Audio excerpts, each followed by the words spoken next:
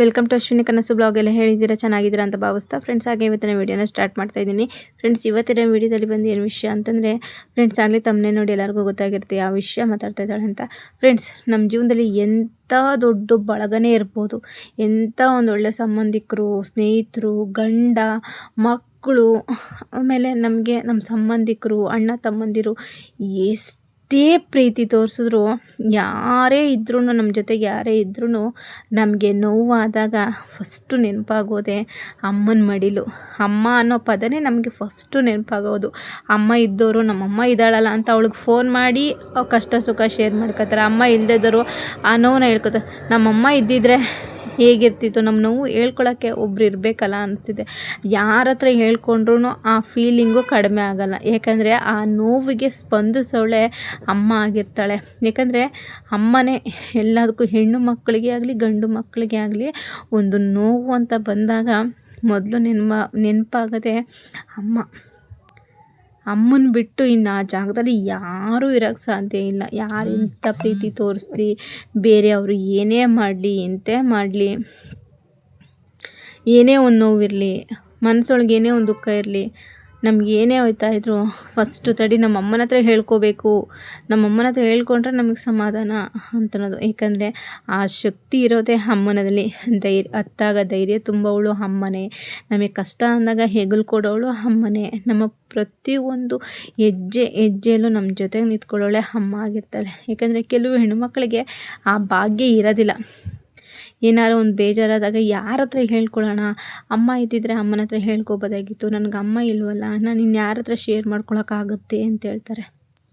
ಅಮ್ಮ ಇಲ್ಲ ಅಂದರೆ ಆ ಜಾಗದಲ್ಲಿ ಅಕ್ಕನಿಗೆ ಆ ಸ್ಥಾನ ಇರುತ್ತೆ. ಆದರೆ ಎಲ್ಲ ಅಕ್ಕಂದಿರು ಒಳ್ಳೆಯವರಾಗಲ್ಲ. ಯಾಕಂದರೆ ಅವ್ರವ್ರ ಫ್ಯಾಮಿಲಿ ಕಟ್ಕೊಂಡಾಗ ಬಿಟ್ಬಿಡ್ತಾರೆ ಒಬ್ಬೊಬ್ಬರು. ಆದರೆ ನಮಗೆ ಹೆಣ್ಮಕ್ಳಿಗೆ ಆಗಲಿ ಗಂಡು ಮಕ್ಕಳಿಗೆ ಆಗಲಿ ತಾಯಿ ಅನ್ನೋದು ಅಷ್ಟು ಬೇಕು.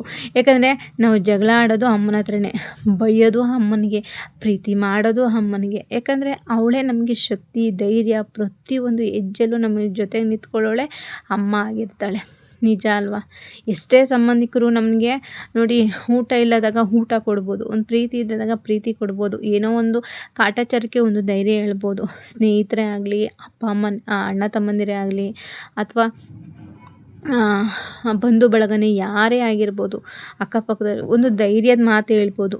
ಅಂದರೆ ಆ ಧೈರ್ಯದ ಮಾತು ಯಾವುದೂ ತಾಯಿ ಕೊಡುವ ಧೈರ್ಯ ಕೊಡ್ತಾರಲ್ಲ ತಾಯಿ, ಆ ಧೈರ್ಯ ಥರ ಯಾವುದೂ ಇರಲ್ಲ. ಯಾಕಂದರೆ ಅಮ್ಮ ಕೊಡುವಂಥ ಧೈರ್ಯನೇ ಬೇರೆ. ನಾನಿದ್ದೀನಿ, ಧೈರ್ಯವಾಗಿರು, ನೀನು ಏನಿದ್ರಕ್ಕೆ ಏನೋ ಒಂದು ಆಗುತ್ತೆ, ಧೈರ್ಯವಾಗಿರುವಂಥ ಒಂದು ಮಾತಿದೆಯಲ್ಲ. ನಾವು ಒಂದು ಹತ್ತಾಗ ಕಣ್ಣೀರು ಒರೆಸೋದು, ನಮ್ಮ ನೋವಿಗೆ ಸ್ಪಂದಿಸೋದು ಪ್ರತಿಯೊಂದು ತಾಯಿಗೆ ಗೊತ್ತಾಗುತ್ತೆ. ಯಾಕಂದರೆ 9 ತಿಂಗಳು ಹೊತ್ತು ತಾಯಿಗೆ ಮಕ್ಕಳ ನೋವನ್ನ ಅರ್ಥ ಮಾಡ್ಕೊಳ್ಳೋ ಶಕ್ತಿ ಅಮ್ಮನಿಗಲ್ದಂತೆ ಬೇರೆ ಇನ್ಯಾರಿಗೂ ಇರೋಕ್ಕೆ ಚಾನ್ಸ್ ಇಲ್ಲ ಅಲ್ವಾ?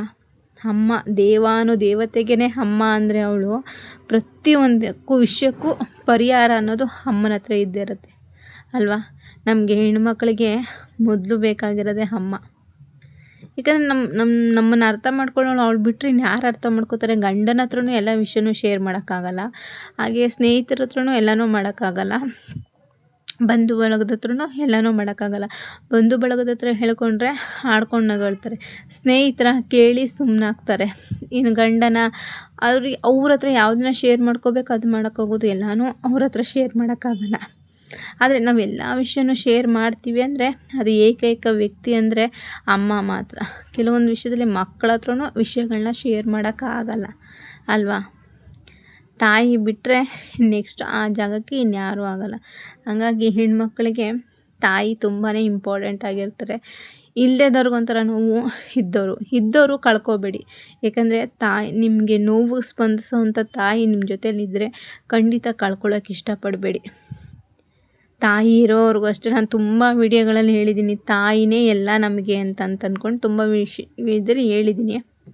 ಹಂಗಾಗಿ ನಮ್ಮ ಹೆಣ್ಮಕ್ಳಿಗೆ ನೋವಿಗೆ ಅದೇನೋ ಅವ್ರ ಜೊತೆ ಫೋನ್ ಮಾಡಿ 2 ನಿಮಿಷ ನಾವು ಮಾತಾಡಿಬಿಟ್ಟು ಇಲ್ಲ ಹೋಗಿ ತವ್ರ ಮನೆಗೆ ಹೋಗಿ ಅಮ್ಮನ ಒಂದು ನಿಮಿಷ ನೋಡಿ ಅವ್ರ ಹತ್ರ ಮಾತಾಡಿದ ತಕ್ಷಣ ಏನೋ ಬಿಗ್ ರಿಲೀಫು ಹೆಣ್ಮಕ್ಳಿಗೆ. ಏನೋ ಒಂಥರ ಸಮಾಧಾನ, ನಾವು ಏನೋ ಗೆದ್ದಿದ್ದೀವಿ, ನನಗೇನೋ ಕಷ್ಟ ಇಲ್ಲ ಅಂತ. ಎಂಥ ಕಷ್ಟ ಇದ್ರೂ ಕರಗಿಸುವ ಶಕ್ತಿ ಇರೋದೇ ಅಮ್ಮನಲ್ಲಿ.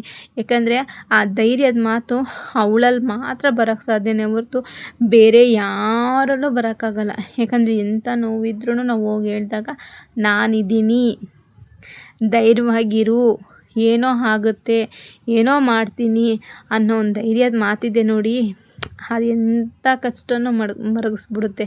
ತಲೆ ಮೇಲೆ ಬೆಟ್ಟದ ತುದಿಯಂಗಿರುತ್ತೆ. ಆ ಟೆನ್ಷನಲ್ಲಿ ನೀವು ಸುಮ್ಮನೆ ಇವ್ರಿಗೆ ಫೋನ್ ಮಾಡಿ ಖಾಲಿ ಪೋಲಿ ಮಾತಾಡಿಕೊಂಡು ಏನೇನೋ ಇದು ಮಾಡ್ಕೊತೀರ. ಅದ್ರ ಬದಲು 5 ನಿಮಿಷ ಅದೇ ಅಮ್ಮಂಗೆ ಫೋನ್ ಮಾಡಿ, ಅಮ್ಮ ಹಿಂಗಾಗಿದೆ, ನನಗೆ ಈ ಥರ ಐತೈತೆ ಅಂತ ಅವ್ರ ಹತ್ರ ಹೇಳ್ಕೊಳ್ಳಿ.